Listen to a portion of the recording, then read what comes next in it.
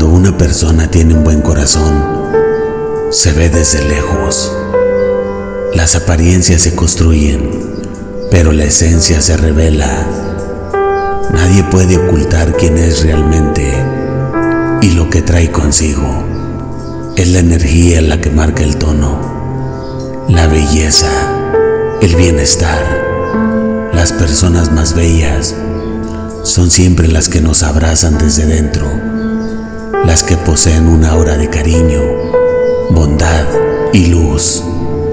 Las apariencias engañan, pero la energía siempre transmite la verdad. Y recuerda, para ser valiente tienes que tener miedo.